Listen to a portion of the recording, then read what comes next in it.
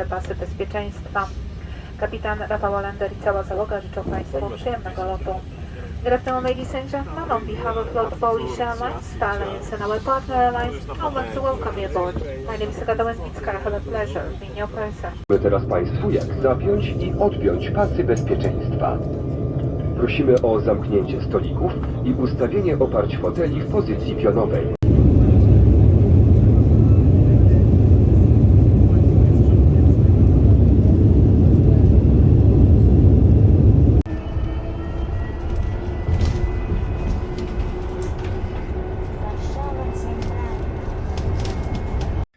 Good evening from Poland, Warsaw.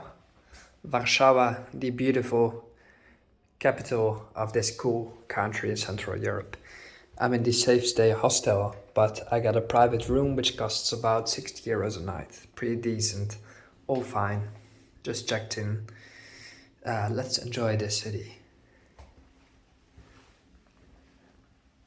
Pretty cool, huh? Obviously had to try some pierogi again after a long time not being in Poland. This is the mixed tradition, which is several pierogi, which are basically dumplings with filling, and they have all different stuffings, so I have a mix of all of them with some sour cream and kompot. Cheers. Good evening from the Stare Miasto here in Warszawa. The old center, although looks may be deceiving because all of this was destroyed from the ground up by the Germans in the Second World War. And after the total destruction of Warsaw and the horrors of, for example, the Jewish ghetto on the eastern bank of the Vistula River were the Soviets, who also gave Poland a pretty rough time, mildly said. And as I said, looks may be deceiving because most of this old center is not older than about 1970 something. If I recall correctly, here the city hall, I believe it's the city hall at least, was built in 1978. So before these buildings were here, well, obviously they've been reconstructed. So there used to be the same buildings before they were destroyed. Then they were rebuilt, obviously with financial help from the Germans because, well, they destroyed the whole country. And nowadays it looks pretty neat and it looks older than it actually is. Nonetheless, Warszawa is one of Europe's coolest cities in my honest belief. I love it very much. And here's the central square of the old town. Looks pretty neat as well. When I was last here, it was 2020 in, what was it, November or October. It was really nice and cozy, but it was full-blown COVID alarm, let's say. And you had to wear masks outside. I remember walking here with a mask on my face. There were zero tourists. It was just a ridiculous situation. I'm glad it's all over, hopefully forever. But who knows, it is May 2022 right now. We'll just enjoy it for now. Well, things look pretty stable and normal. You never know, we've seen crazy things, right?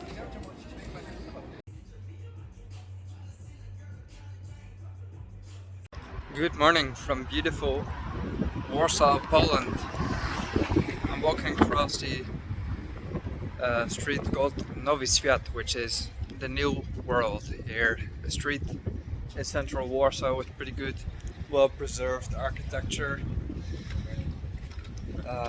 I've been to the city before, pretty much seen everything, so now I'm just going to relax, walk around, no particular agenda. I have some nice blonde highlights in my hair for the summer, so I'm ready for the sun. Let's check out Poland.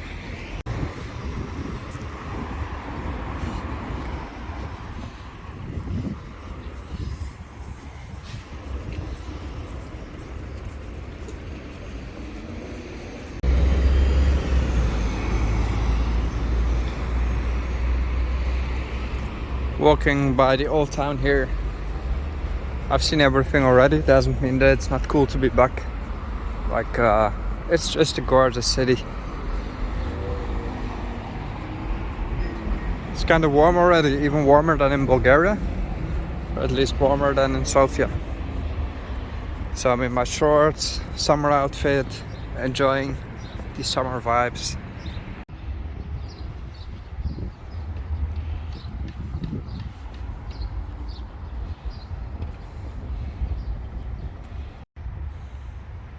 So finally winter is over.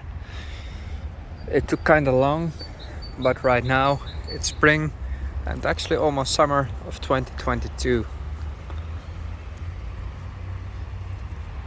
It's a good time to be alive.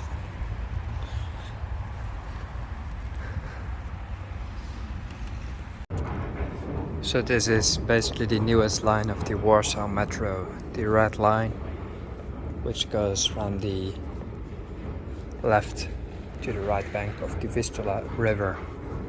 It looks pretty neat. This is the stop called Center of Science Copernicus. Copernicus obviously having been a Polish scientist, one of the world's most famous people. Metro looks pretty neat, and they have the same trains on this line at least as the newest metro of Sofia, the same trains. Exactly. So the thing is that the Warsaw Metro is actually smaller than the one of Sofia, even though Warsaw is a little bit bigger than Sofia. The metro is not as extended, and that's basically because Warsaw is really a tram and bus city. Historically, it's always had great tram infrastructure, and it's still pretty fast. So there's no need for a bigger metro. Although, as it currently is, it functions well.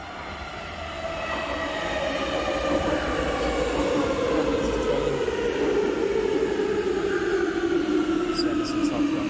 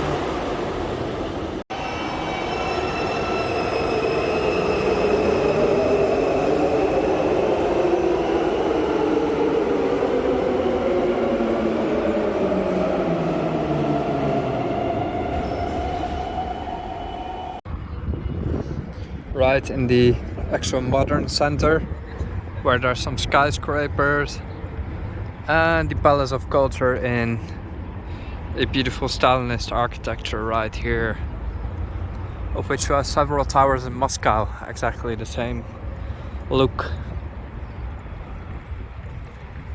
And over there in the end, the central station of Warsaw, Warszawa Centralna. There's like zero tourism.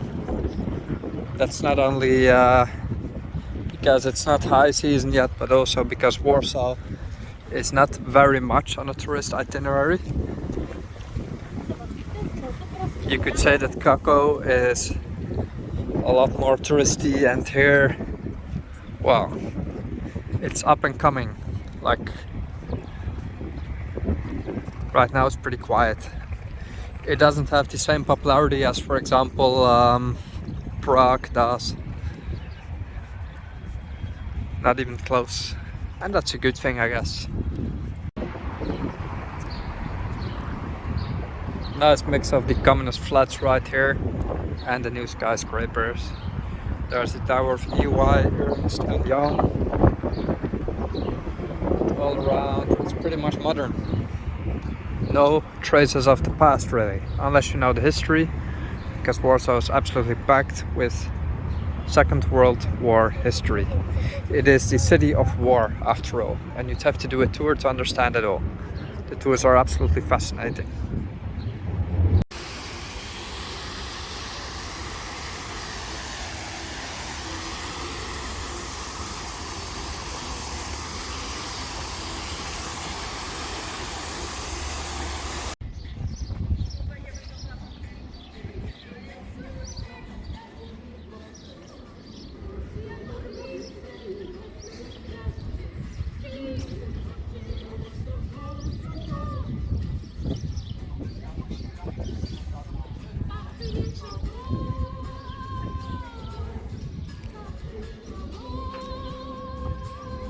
Alright, I have some lamb meat, or at least sheep meat, cooked in cashew nut sauce. I have some bread here, naan bread, and Indian tea. Yes, I'm in an Indian restaurant here in Warsaw. I've been here in 2020 and enjoyed it very much. Now I'm back, and I discovered uh, the lovely Indian tea, which is basically a strong tea, and you can add ginger and milk to that, and you have a wonderful, fragrant cup of pick you up, let's say.